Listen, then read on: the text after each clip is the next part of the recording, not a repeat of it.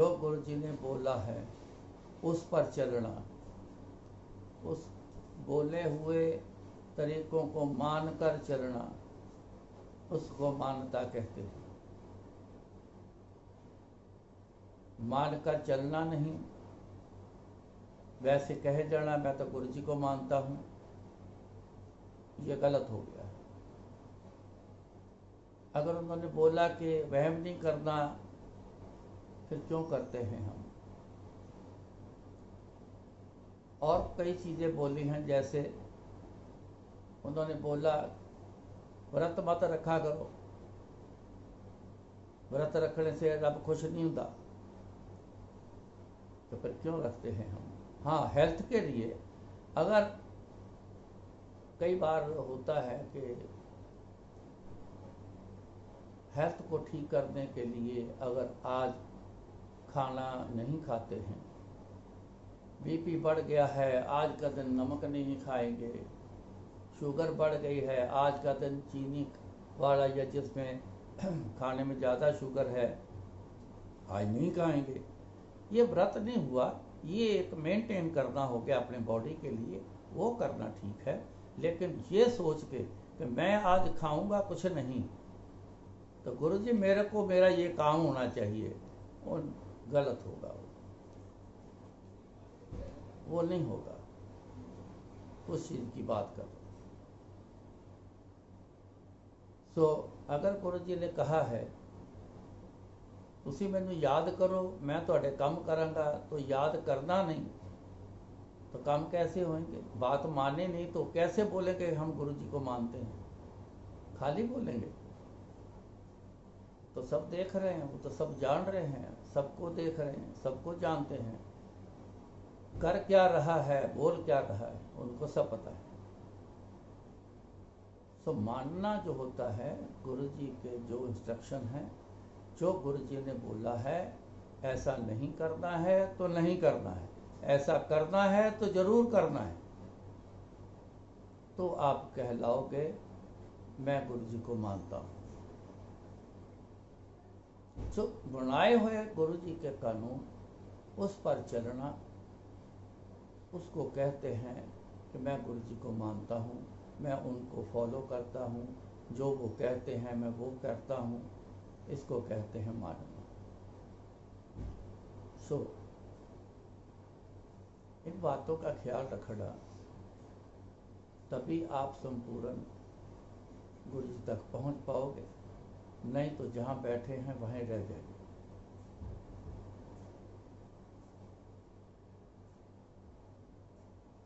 एक सत्संग आपको सुनाता हूँ, गुरु जी के वचन की बात है, बोल की बात है।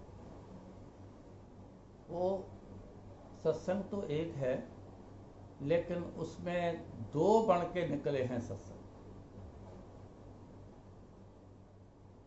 बड़ा मंदिर बनाने के लिए जब गुरु जी मेरे को दिल्ली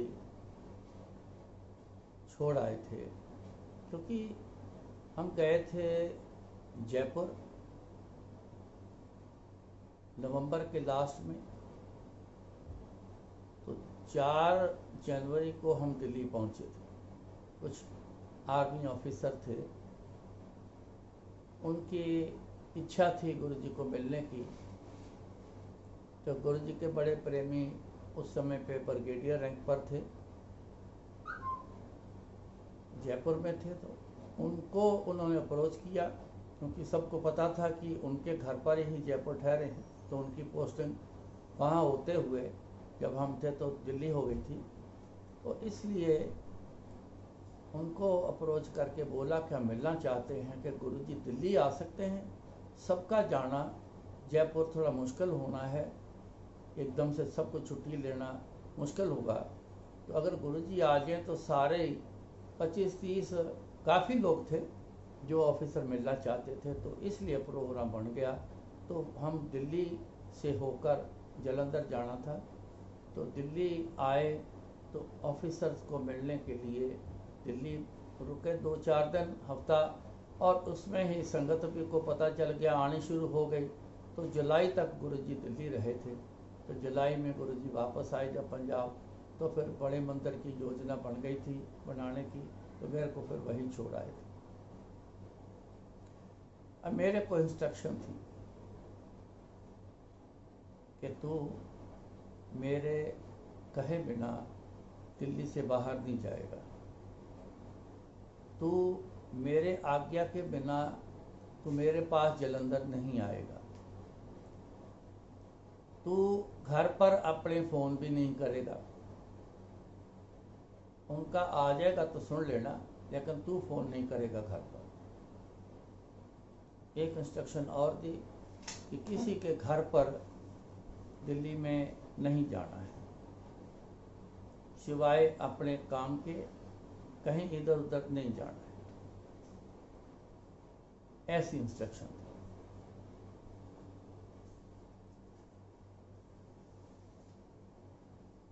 एक शादी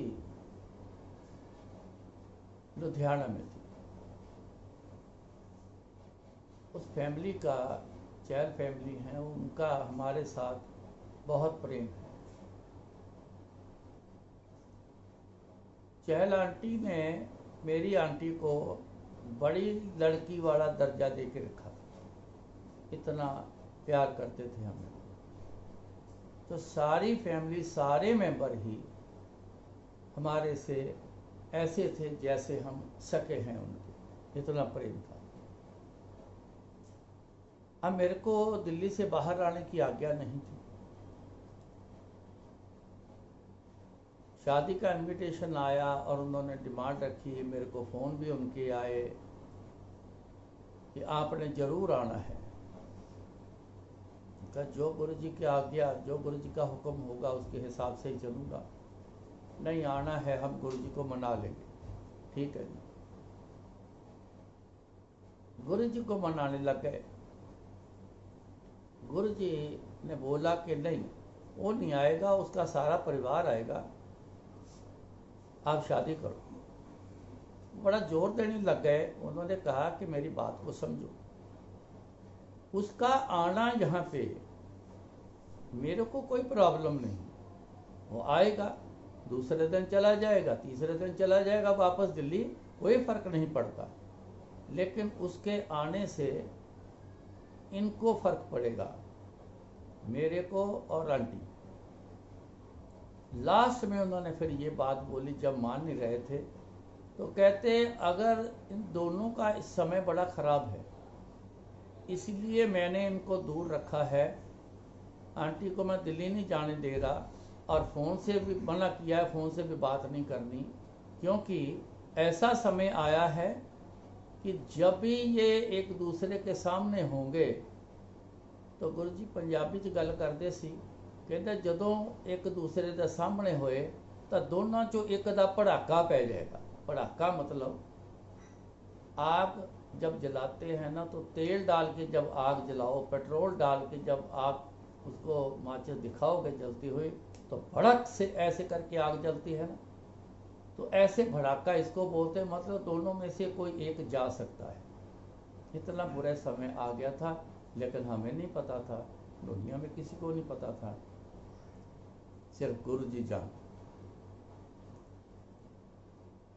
पहला तो सत्संग ये हुआ कि आज्ञा, नहीं जाना।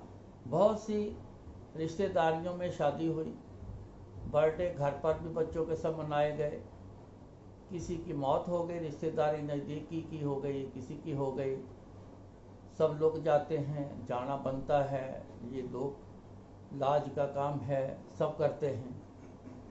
लेकिन मेरे को हुक्म था, मैं नहीं आता था।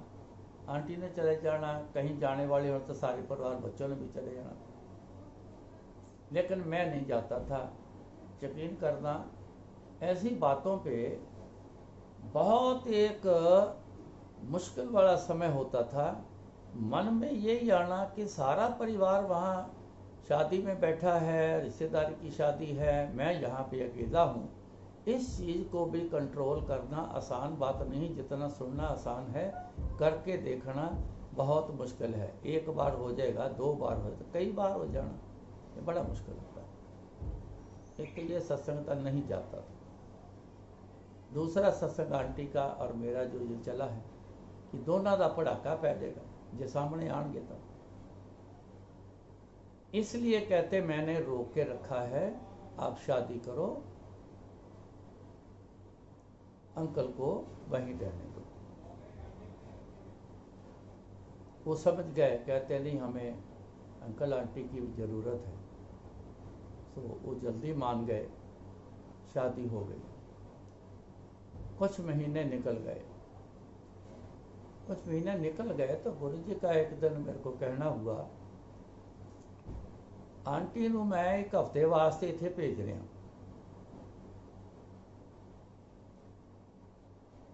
ते हफ्ते बाद तू उन्हें वापस भेज दी। मैं कैसा तो चल जी। आंटी को जिस ट्रेन में बिठाया था मेरे को बता दिया। मैं स्टेशन पर चला गया, जाके उसको रिसीव किया। वहाँ स्टेशन से, न्यू दिल्ली रेलवे स्टेशन से निकले तो कनॉट प्लेस में मेरे को एक काम था, क्योंकि सेवा मंदिर बनाने के लिए हर काम को करना होता है। तो मैं कोई ऐसी गुंजाइश नहीं रखता हूँ सेवा में, या वैसे भी मेरी आदत है कि काम को छोड़ के किसी और मिलने के लिए किसी को चले जाओ, ये मैं शुरू से ऐसा नहीं करता हूँ। तो घर जाने तक बीच में 2-3 काम थे, तो वो करते हुए मैंने घर पहुंचना था। कनॉट प्लेस गाड़ी रोकी, आंटी को बोला तू गाड़ी में बैठ, मैंने ये कुछ पेपर देने हैं, मैं दे के बस आना जाना लगा के आया। मैं वो दे के आ गया पेपर। ड्राइवर को बोला चलो जी, हौस खास रोकना है, वहाँ से थोड़ा सामान लेना है। तो वहाँ गया तो गाड़ी रोकी, इतने में आंटी ना गुस्से से मेरे से बोलना शुरू हो गई, जो कि बिल्कुल कभी नहीं बोली ज़िंदगी भर में। पहला चांस था कि इतने गुस्से से और नाराज़ होके बात करना। बात इतनी, मैं आई हूँ, मेरी कोई परवाह नहीं करते हो, बीच में काम करने शुरू कर दिए हैं, सीधा घर चलते। मैंने कहा कि ऐसा है, मैं जिस काम के लिए दिल्ली हूँ, दूसरा गुरु जी की सेवा में दिल्ली हूँ, सेवा मेरा पहला धर्म है, घर बार का दूसरा 2 नंबर पे धर्म आता है। तो पहले सेवा वाला, तेरे को क्या फ़र्क पड़ता है, तू गाड़ी में बैठी है, टेंशन कोई नहीं है, काम में ज़्यादा समय नहीं लगता है, 10-15 मिनट में सामान लेना, लेके आ जाना है। मैं लेके आ गया। इसका गुस्सा इतना घर तक जाते बढ़ गया कि जैसे बम फूटता है इसका, या ज़ोर ज़ोर से रोने भी लग गई, बोलने भी लग गई, मेरी कोई परवाह नहीं और अपने काम में मस्त। इतनी बात ही, कोई और बात वर्ड नहीं, कोई और लाइन नहीं, बार बार रिपीट यही करती। वो इसको बड़ा समझाया।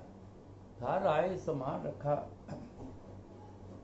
खाना लग गया टेबल पे। मैं खाना नहीं खाऊंगी, मेरी तो कोई परवाह नहीं, बस वो पंजाबी नहीं कहते कमले हो जाना, जिदा कमले वांगू करना, यह जी पोजीशन चल रहा। बड़ी मुश्किल से फिर मंदिर पहुंचना था। मैं कहा तूने मंदिर चलना मेरे साथ के यहाँ आराम करना है। ये नहीं बोला कि हाँ मैं मंदिर चलूँगी, उठ के मेरे से आगे गाड़ी की तरफ चलनी शुरू हुई। ऐसी सिचुएशन, जबकि ज़िंदगी में कभी इसका ऐसा देखा नहीं था। बहुत हंसमुख, मान लेना, नहीं बोला है कभी गुस्सा नहीं करना, कभी बोला है तो कभी इतनी ज़्यादा खुशी नहीं दिखानी, खुश रहना, हर बात को ठीक समझ के चलना, ये शुरू से ऐसी थी। लेकिन पहली बार ऐसा है रूप देखा। मंदिर चले गए तो वहाँ भी यही शोर। मैं मंदिर के कारीगरों से बातचीत करके, देख जाके, ड्राइंग को देख के, चेक करके, मैं चक्कर लगा के आना। मैं क्या फिर बोले कि मेरी परवाह नहीं है तो मैं वापस आऊँ, तो मेरे पास आने की ज़रूरत नहीं है, जाओ अपने काम करो। मैं तो ऐसे आ गई, मैं तो बड़ी गलती कर गई, जाओ अपने काम करो। हद हो गई भाई, तेरा क्या रूप है ये। करा के जी वापस आए, शाम को घर पे आए तो फिर वो रोना पिटना शुरू। दूसरा दिन भी ऐसा ही दिन चढ़ा है, दूसरा दिन भी यही हाल, यही डायलॉग, सेम एक ही डायलॉग रिपीट हो रहा है, मेरी परवाह नहीं, मेरी परवाह नहीं। दूसरे दिन भी चले गए, मंदिर गए। दूसरे दिन शाम तक ड्राइवर मेरा तंग आ गया, आंटी का रोना पिटना, बोलना, बार बार बोलना सुन के। तो मेरे को शाम को कहता सरदार जी मैं 2-3 दिन छुट्टी करूँगा। मैं कह छुट्टी के कैसे करेगा, तो काम कैसे चलेगा? नहीं, मैं आंटी पता नहीं बहुत बोलती है, मेरे से नहीं गाड़ी चलती, मैंने छुट्टी करनी है, जिस दिन आंटी चली जाएगी उस दिन मैं आ जाऊँगा। तो दूसरी मुसीबत खड़ी कर दी और बड़ी मुश्किल से उसको समझाया। 3 दिन में कह लो कि जी हमारा पेट भर गया कि आंटी आई है, तंग आ गई जी 3 दिन में। चौथे दिन मैंने हार के बोला, मैं कहा तू एक काम कर, तेरे को गाड़ी बैठा देता हूँ, तू जलंधर वापस चली जा, तेरा आना कुछ अलग किस्म का बना हुआ है, तो मैंने यहाँ काम करने हैं तो बड़ा मेंटल अपसेट हूँ मैं आपसे ज़्यादा हूँ कहती, मेरे को अभी स्टेशन छोड़ के आओ। थोड़ा सा काम था, दोपहर हो गई, अब ट्रेन जानी थी रात को कश्मीर मेल ट्रेन, पहले ट्रेन वही जानी थी। तो मैंने SHO जो नई दिल्ली के थे, वो मेरा बड़ा प्यार था उनका। जब गुरुजी आए थे दिल्ली, एक बार आए थे 95 के बाद, किसी की शादी थी, तो गुरुजी को रिसीव किया था बाईपास से, दिल्ली बाईपास जो है, करनाल बाईपास जो है। तो उन्हीं को मैंने बोला था कि एक फ्लाइंग स्क्वाड गाड़ी चाहिए जो गुरुजी को लेके आना है।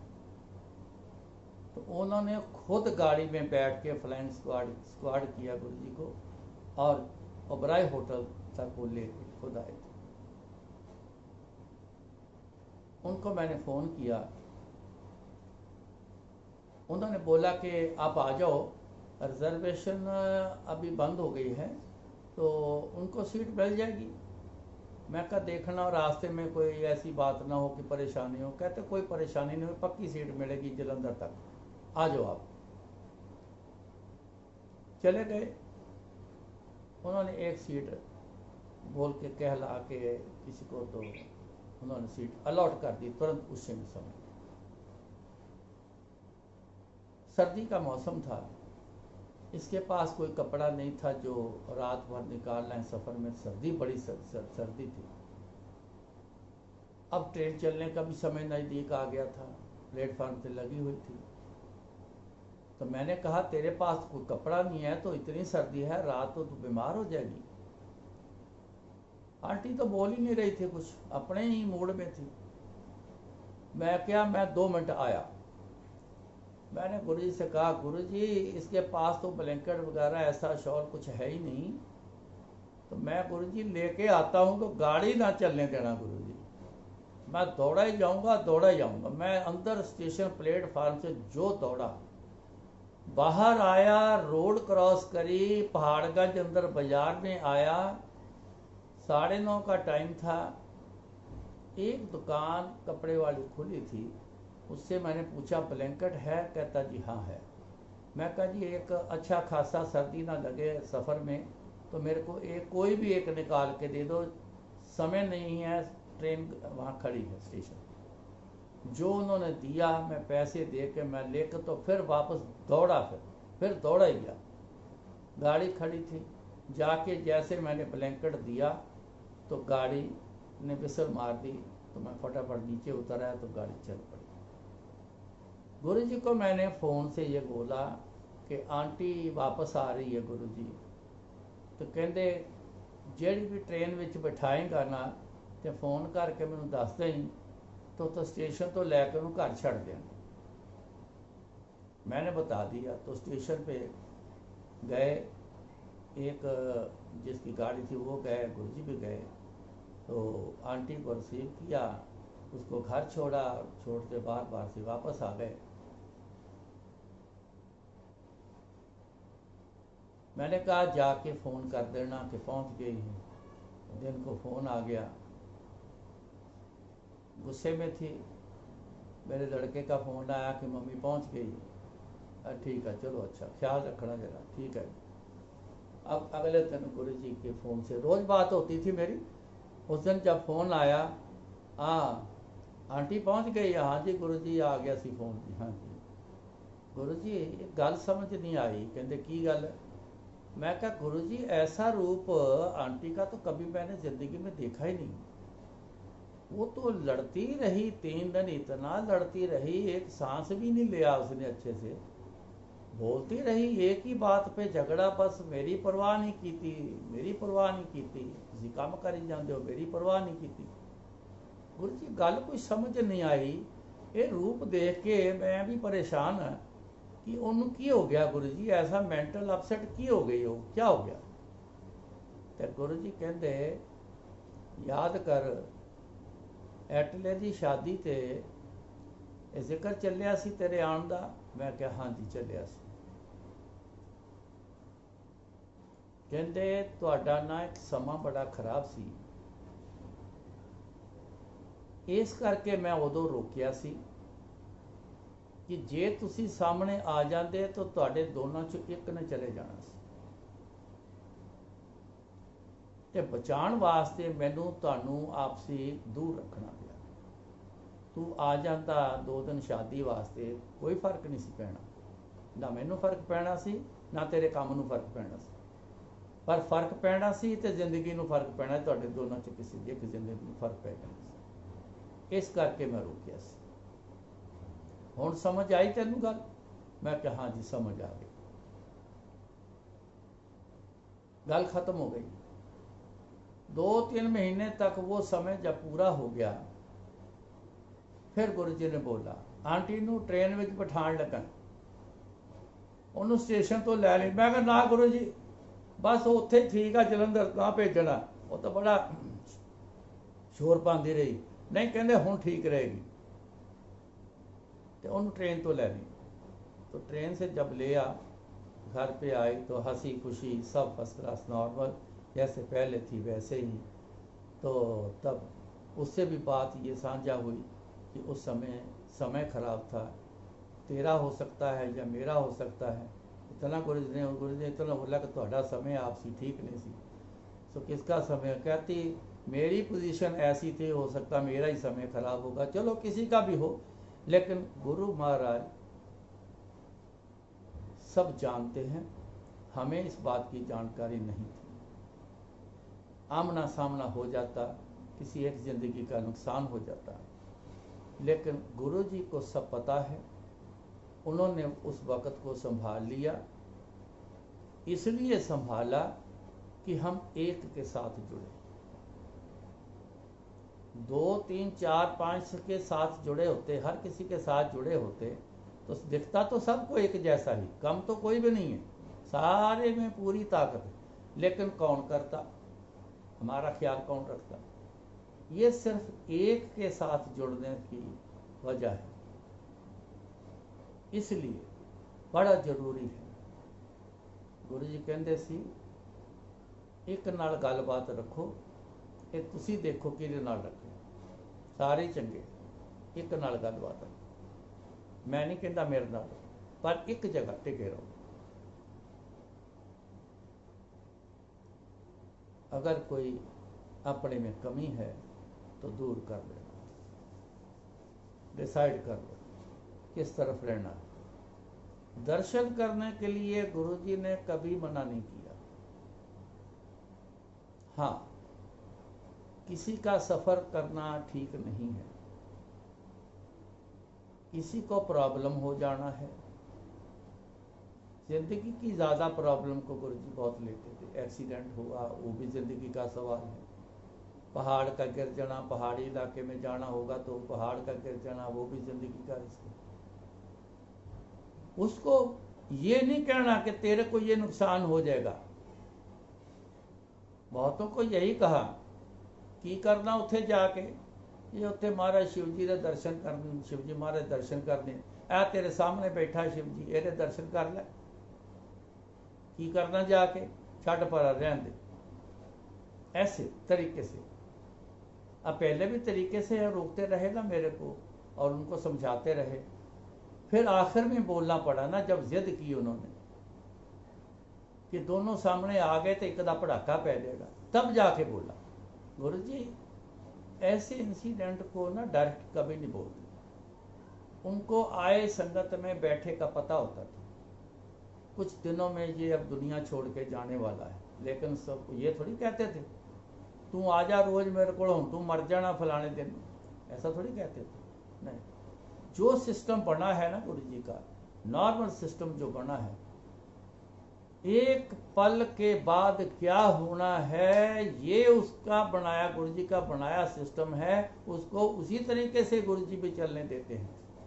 पता होते भी वो बताते नहीं थे एक पल के बाद क्या होना है। सो जो उन्होंने बनाया है उसी पे चलना है, किंतु परंतु नहीं करना है, मानकर चलना है, इसी को मानना कहते हैं।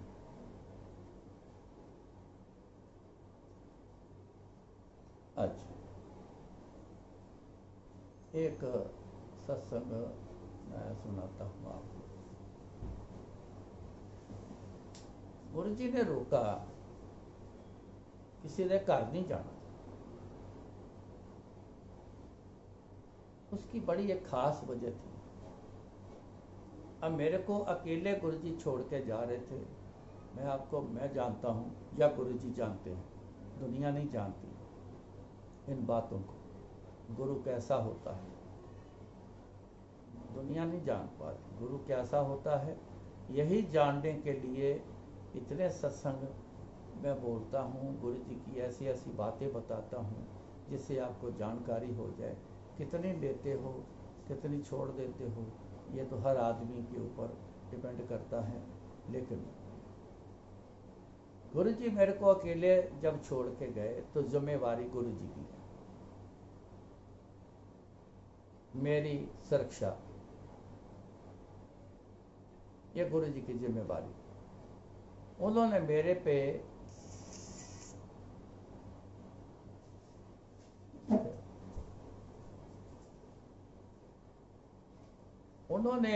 मेरे पे ना बड़े खास कुछ आशीर्वाद मेरे को दिए थे, ये मेरे को पता है। बुला के मेरे को उन्होंने आशीर्वाद दिए और उन आशीर्वाद का असर तब से लेके मैं आज तक देख रहा हूं,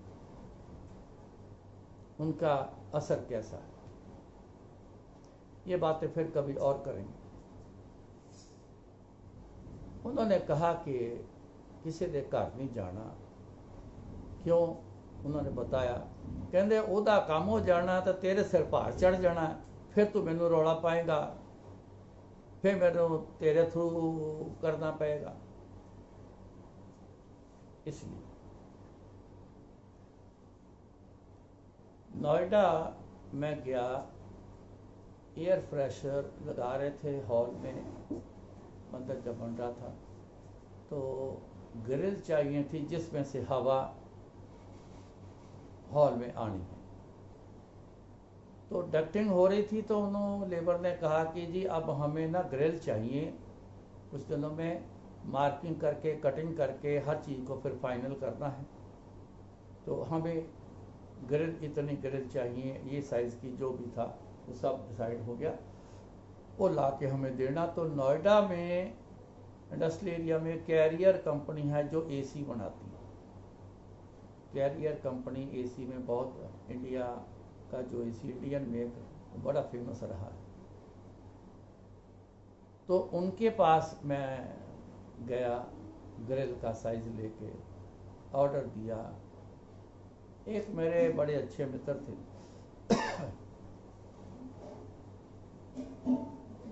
डॉक्टर रविकांत, आज वो गुरु जी के पास बैठे हैं, दुनिया में नहीं। मेरा बड़ा प्रेम था, मेरे को मिलने जरूर आना। उन्होंने, बड़े कम लोग मेरे को मिलने आते थे मंदिर में जब बन रहा था, जिनमें से वो एक थे। मेरे को जिद करनी उन्होंने बड़ी कि मेरे घर पे आओ, एक दिन आओ, घर पे आओ, 10 मिनट बैठेंगे, घर पर आओ। मैं भी सुन सुन के थक चुका था, वो भी बोल बोल के थक गए थे। अब हुक्म नहीं था, तो ऐसे मन में विचार आया, चल 2 मिनट के लिए उनके घर से हो के मैं वापस दिल्ली चला जाता।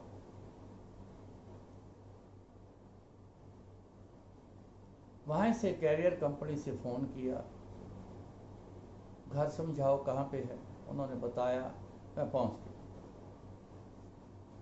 ऊपर का फ्लोर पर, सेकंड फ्लोर था शायद उनका घर, फ्लैट था। मैं ऊपर चला गया, जाके ड्राइंग रूम में बैठा हूँ तो उनकी आंटी सामने किचन थी, तो किचन में से वो पानी लेके आ रही थी। इतने में रास्ते में एक कॉर्डलेस फ़ोन पड़ा था, बेल बज रही। आते आते उन्होंने रिसीवर उठाया, हेलो हेलो, कौन बोल रहा है, कौन बोल रहा है। एक हाथ में ट्रे पकड़ी हुई, गिलास रखा पानी का, एक हाथ में फ़ोन। तो लेती हुई मेरे पास आई तो कहने लगी कि पता नहीं, आपका नाम तो समझ आ रहा है, वो बोल क्या रहे हैं कोई ये समझ नहीं आ रहा है, देखो आपका फ़ोन है। जैसे मैंने कान को फ़ोन लगाया, मैं बोला हेलो, तो आगे आवाज़ आती है, और तू इत्थे की करना है। ओहो, मैं तो घबरा गया, झटके से उठा, गुरुजी सत श्री अकाल, गुरुजी पैरी पैने, गुरुजी और तू इत्थे की करना है। मैं गुरुजी मैं कैरियर कंपनी में आया, इत्थे ऑर्डर कर दिता है। ए मैनू बड़ा जिद करते सी 2 मिनट वास्ते घर आना, तो मैं 2 मिनट वास्ते बस हो के मैं हुण जा रहा जी, वापस चले जाना। नहीं, तू इत्थे नहीं रुकना, चल हुणे पहुँच, घर पहुँच, तन मैं फ़ोन करना। पानी भी नहीं पिया, वो भी रह गया। बड़ा जोर लाया, पकड़ रहे मेरे को, रुक जाओ, चाय बन रही है, पकौड़े बन रहे हैं, बस 2 मिनट में आपको फ्री कर देंगे, चले आए। मैं कहा नहीं, अब नहीं, अब तो गुरु जी का हुक्म है कि हुणे चल पहुँच कर, मैं तेन फ़ोन करता। नीचे उतर आया, गार में बैठा तो सीधा मैं 95 से ही ना एम्पायर स्टेट में ही मैं रहता था वहाँ पे। तो घर पहुँचा तो एक लड़का काम करता है वहाँ पे, छोटू उसको कहते हैं। तो नॉक किया तो उसने आके जब दरवाज़ा खोला, अंदर पैर ही रखा है तो फ़ोन की घंटी बजनी शुरू हो गई।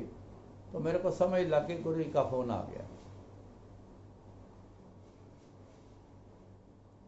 दौड़ के गया, जाके फ़ोन उठाया तो गुरु जी हाँ पहुँच गया, हाँ जी पहुँच गया जी, उत्थे कर गया सी। मैं कहा गुरु जी कैरियर कंपनी च गया सी, रस्ते च ਉਹਦਾ घर सी, जिद बड़ी करता सी कभी मेरे घर भी एक चक्कर लगाओ। तो ज़्यादा बहुत वारी कहता सी तो मैनू बड़ा अजीब जिहा लगता है। मैं कहा बार बार यही सुनना पैंदा, 2 मिनट होए। कहते नहीं किसी के घर नहीं जाना, ठीक है जी। तो जो बात करनी थी और बातें बड़ी सी करनी, वो कर ली गुरु जी ने, बात समझ आई।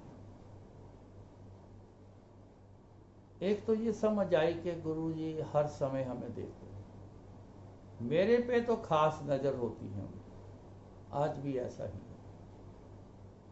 आज भी जो सिस्टम उन्होंने मेरा बनाया है वही उसी से चल रहा हूँ, मैं उल्लंघना नहीं करता। उस दिन ये उल्लंघना कर दी, 2 मिनट के लिए चला गया, जब बोला था नहीं जाना। तो हर समय मेरे पे नज़र रहती है, तो उस समय भी नज़र थी। उनको पता लगा कि ये उनके घर चला गया है, तो तुरंत उन्होंने वहीं फ़ोन किया, पकड़ लिया वहीं, और वहीं से निकाला, चल होने घर पहुँच। दूसरा, गुरु जी हर समय अपनी संगत को, हम सबको देखते हैं। मैंने पहले भी सत्संग आपको जो सुनाया है ना, वो देखते हैं तो पता चला था ना कि हमारा समय खराब था। उस दिन भी देखा है कि जाना किधर को था, चला किधर चला गया, झट से फ़ोन किया। आप कभी भी ये ना समझना कि अगर गुरु जी के साथ जुड़ गए हैं, जो जुड़ गए हैं गुरु जी के साथ, उनके असूल के मुताबिक देख तो सभी को रहे हैं, उन्हीं के बनाए हुए हम हैं। कीड़े मकोड़े जितनी 84 लाख जून उन्हीं की बनाई हुई, देख तो सभी को रहे हैं, लेकिन एक नाता एक बन जाता है। हम भी जिस घर में, आप भी जिस घर में रहते हो, आस पड़ोस आते जाते हैं, उस गली में आते जाते हैं, रोड पर आते जाते, आप भी तो सबको देख रहे हो। लेकिन कोई जा रहा है, आप उसको रोके तो नहीं पूछते तो किधर जा रहा है। जिनसे नाता है आप उसी को रोके आवाज मार के कहाँ जा रहा है भाई, किधर घूम रहा है। अपना फैमिली मेंबर कोई निकला है घर से, आप देख रहे हो तो झट से आके पूछो कहाँ जा रहे हो।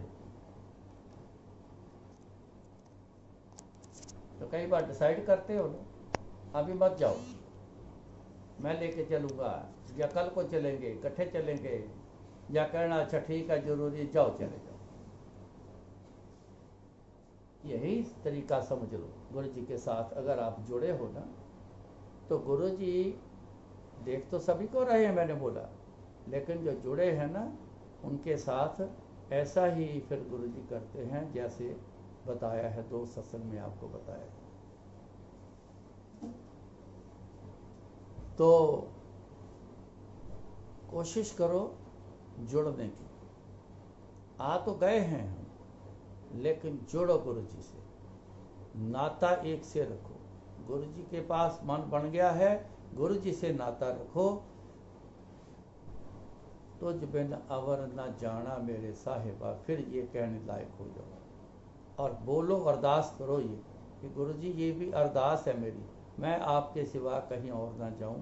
दर्शन करने के लिए मैंने पहले बोला है, किसी को मना नहीं करते, सिर्फ अगर मन किया है, गुरुद्वारे जाना है, मंदिर जाना है, शिव जी के स्थान पे जाना है, हनुमान जी के स्थान पे जाना है, कहीं भी जाना है, जुड़े रहे हो, पहले मन करता है जाने को, लेकिन जाओ जरूर, लेकिन सिर्फ दर्शन करके आना। फिर ये ना करना कि ये मेरी दिक्कत है, आप भी सुन लो, आप भी सुन लो, आप भी सुन लो, ऐसा ना करना। तो इन बातों का ख्याल रखना। गुरु महाराज कृपा करें, फिर मुलाकात कराएंगे। सो जो बुलाएंगे गुरु जी बोल देंगे। जय गुरु जी।